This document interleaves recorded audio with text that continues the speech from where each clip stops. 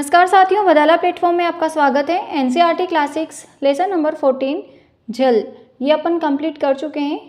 आज इसके देखते हैं ऑब्जेक्टिव क्वेश्चंस। क्वेश्चन नंबर 1, पृथ्वी का कितना भाग जल से घिरा हुआ है? ए ऑप्शन में है 1/2 भाग, 2/3 भाग, 3/4 और 1/4। तो पृथ्वी का कितना भाग जल से घिरा हुआ है? 2/3 भाग जो है वो पृथ्वी का जल से घिरा हुआ है। आंसर होगा बी। क्वेश्चन नंबर 2, महासागरों का पानी होता है खारा, मीठा, कड़वा, लवण विहीन। तो महासागरों का पानी खारा होता है, उसमें बहुत सारे सॉल्ट प्रेजेंट होते हैं। आंसर होगा A. Question number 3, S T. Coleridge के द्वारा 1978 में लिखी गई कविता है। एनसीईआरटी में ये बता रखा है एस.टी. कोलरीज के द्वारा कौन सी कविता लिखी गई है। ए ऑप्शन में है एंशियंट मैरिनर, बी ऑप्शन में है rime of the ancient mariner, C rime on Jew, D option में है ए एंड बी। तो एस.टी. कोलरीज के द्वारा 1978 में rime of the ancient mariner कविता लिखी गई है। ये जो कविता है इन्होंने महासागर में भटका किसी जहाज के नाविकों की करुण गाथा का उल्लेख किया है इस कविता में इन्होंने। और इनकी जो कविता है उसकी कुछ पंक्तियां हैं। हर जगह जल ही जल, पीने के लिए कोई बूंद नहीं। ये इनकी कविता की ये कुछ लाइनें थी। तो एस.टी. कोलरीज के द्वारा rime of the ancient mariner कविता लिखी गई थी। क्वेश्चन नंबर 4, ठंडे पानी से भरे गिलास के चारों ओर पानी की छोटी छोटी बूंदें किस प्रक्रम से बनती हैं? ए ऑप्शन में है वाष्पन, बी संघनन, सी ऊर्ध्वपातन, डी संगलन। तो ठंडे पानी से भरा जो गिलास है उसके चारों ओर पानी की छोटी छोटी जो बूंदें होती हैं वो किस प्रक्रम से बनती हैं? वो बनती हैं संगनन, कंडेंसेशन प्रोसेस से। क्योंकि ठंडे पानी से भरा जो गिलास है उसके चारों ओर जलवाष्प रहता है, वाटर वेपर।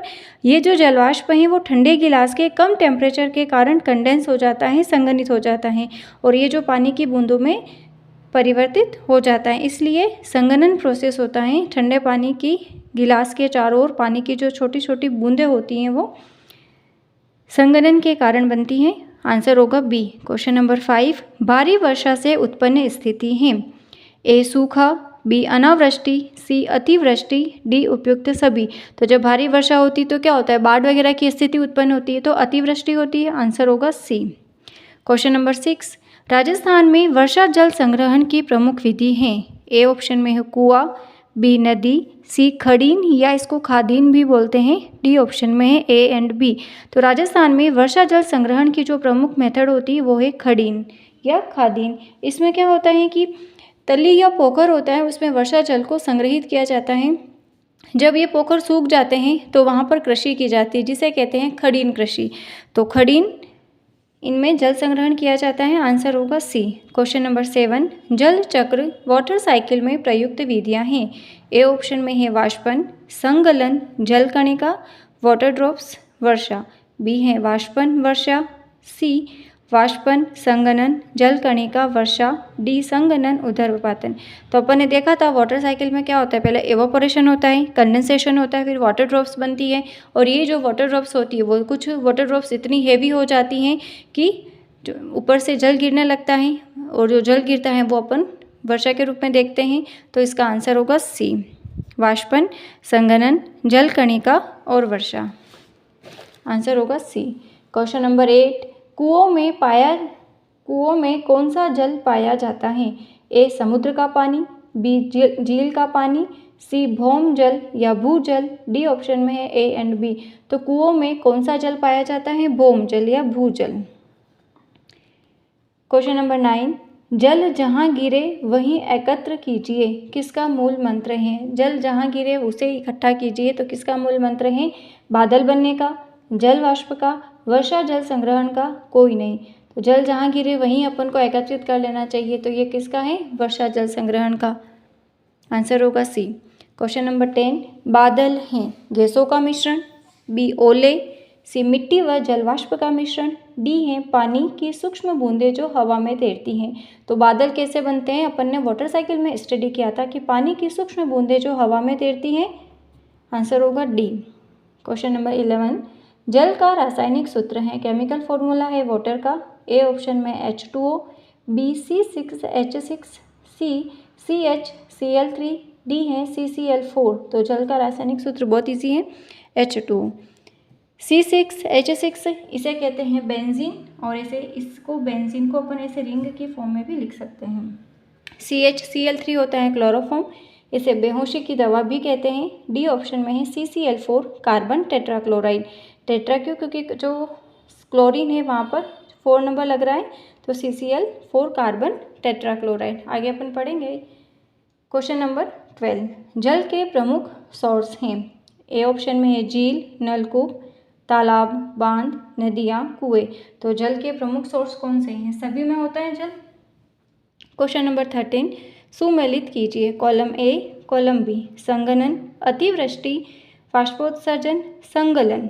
तो संघनन क्या है? अतिवृष्टि, बाष्पोत्सर्जन, बाढ़ आना, पौधों द्वारा जल की क्षति, बर्फ का गलना, वाष्प का द्रव में बदलना। तो अतिवृष्टि क्या है? बाढ़ आना। बहुत ज़्यादा मात्रा में बारिश हो रही है तो क्या होगा? अतिवृष्टि है, बाढ़ आती है। बाष्पोत्सर्जन, पौधों के द्वारा जल की क्षति। संगलन, बर्फ का गलना संगलन कहलाता है। संगनन, जो वाष्प है उसका द्रव में बदलना। जो वेपर है, वाटर वेपर, अगर वो लिक्विड में वापस से चेंज हो रही है तो अपन उसको क्या कहते हैं? कंडेंसेशन, संगनन। क्वेश्चन नंबर 14 किस में पानी का वाष्पीकरण सबसे धीमा होगा? ए ऑप्शन में है पानी की एक ट्रे धूप में रखी है, बी में है बर्नर पर पानी की एक केतली, सी ऑप्शन में है कमरे में रखा पानी का गिलास, डी छत पर रखी पानी की बाल्टी। तो किस में पानी का वाष्पीकरण जो है एवोपरेशन सबसे धीमा होगा? तो कमरे में रखा पानी का गिलास, उसमें वाष्पीकरण की घटना सबसे धीमी होगी। ऐसा क्यों होता है? क्योंकि वाष्पीकरण में क्या आवश्यक होता है? टेम्परेचर, जिसमें जितना ज़्यादा टेम्परेचर होगा तो वाष्पीकरण की जो रेट है वो सबसे ज़्यादा होगी। तो पानी की एक ट्रे धूप में रखी है, उसमें भी वाष्पीकरण होगा। बर्नर पर पानी की केतली रखी है, उसमें भी वाष्पीकरण होगा। छत पर रखी पानी की बाल्टी है, उसमें भी वाष्पीकरण होगा। तो जो वाष्पीकरण है एवोपोरेशन, वो टेम्परेचर के डायरेक्टली प्रोपोर्शनल होता है वाष्पो उत्सर्जन या वाष्पीकरण की। तो जितना ज़्यादा टेम्परेचर होगा तो जो वाष्पीकरण की प्रोसेस है उतनी ही ज़्यादा होगी, जितना कम टेम्परेचर होगा तो वाष्पीकरण की प्रोसेस उतनी ही धीमी होगी। समानुपाती होता है टेम्परेचर के। आंसर होगा सी। क्वेश्चन नंबर 15 H2O क्या है? यौगिक, तत्व, पदार्थ, अणु। तो H2O क्या है? यौगिक है। दो या दो से अधिक परमाणु आपस में रासायनिक रूप से निश्चित अनुपात में संयोग करके क्या बनाते हैं? यौगिक का फॉर्मेशन करते हैं। तो इसमें H2O क्या है? 2:1 में प्रेजेंट होता है। H2O क्या है? तो ये यौगिक है। Thank you for watching.